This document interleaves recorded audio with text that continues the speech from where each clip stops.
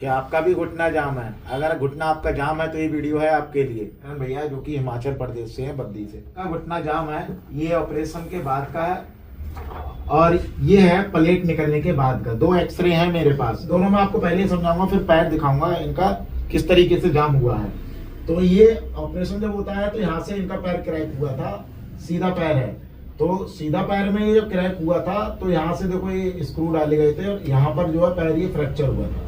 ठीक है, बोन को सेट कर दिया गया और इधर से इनका जो है ये एक्सरा है आफ्टर रिमूविंग प्लेट।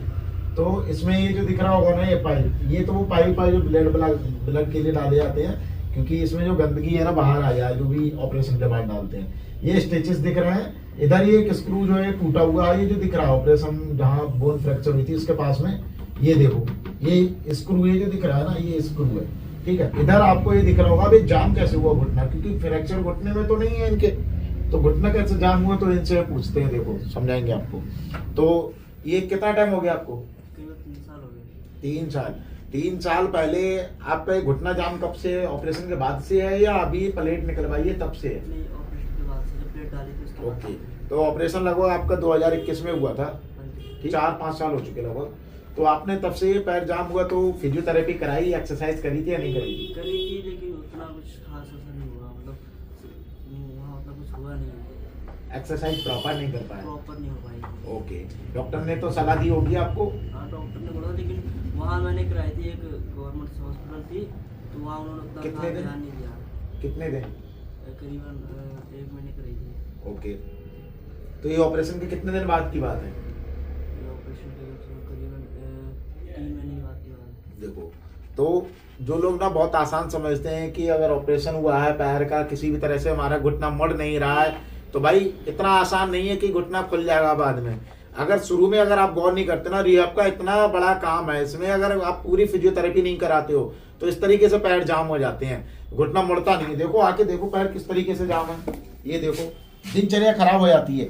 अब इन्होंने ऑपरेशन आदमी कराता क्यों है? उसकी हड्डी सेट हो जाए, दिनचर्या उसकी नॉर्मल हो जाए अच्छे से, इसलिए कराता है। उसके बाद भी जिंदगी इस तरह की है, ये देखो। तो अब इसमें प्रॉपर फिजियोथेरेपी करेंगे और देखते हैं इसमें रिजल्ट कितना आता है। तो आप बिल्कुल भी बिना फिजियोथेरेपी के ना रहें, ऑपरेशन होता तो तुरंत उसकी फिजियोथेरेपी एक सही फिजियोथेरेपिस्ट से कराएं, ये आपका दायित्व बनता है। अगर आपको पूरी रिकवरी चाहिए और आप चाहते हैं पहले ऐसा पैर नॉर्मल हो जाए, तो चाहे लिगामेंट इंजरी की हुई हो चाहे फ्रैक्चर के बाद हुई हो, आपको फिजियोथेरेपी रेगुलर करानी है। इसमें कोई आपको जो है लापरवाही नहीं बरतनी है, वरना आपका पैर जाम हो जाएगा। और ये कई बार जो है लंबे समय के लिए जाम हो जाता है, ऑपरेशन के बाद भी, मतलब जरूर नहीं है कि आपका मुड़ ही जाएगा या फिजियोथेरेपी के बाद। आप अगर शुरू में टाइम अगर दे देते हैं इसको फिजियोथेरेपी को, तो आपका पैर जरूर मुड़ेगा। अच्छे से फिजियोथेरेपी कराएं, और अगर ज़्यादा टाइम हो जाता है तो फिर आपको परेशानी उठानी पड़ेगी, कभी किसी को दिखाना कभी किसी को दिखाना, और आप काफ़ी ज़्यादा निराश होंगे, क्योंकि आप शुरू में ध्यान नहीं देंगे तो बाद में परेशानी आपको होगी।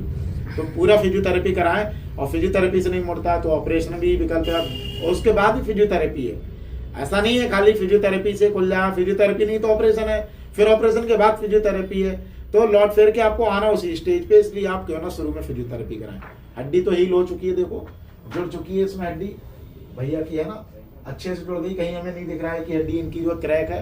अब आपका एक्सरा कैसा है व्हाट्सएप पे भेज के आप मेरे को बताएं, जो मेरा नंबर आ रहा है मैं फिर उसको देख के आपको बताता हूँ उसमें क्या हो सकता है। ठीक है।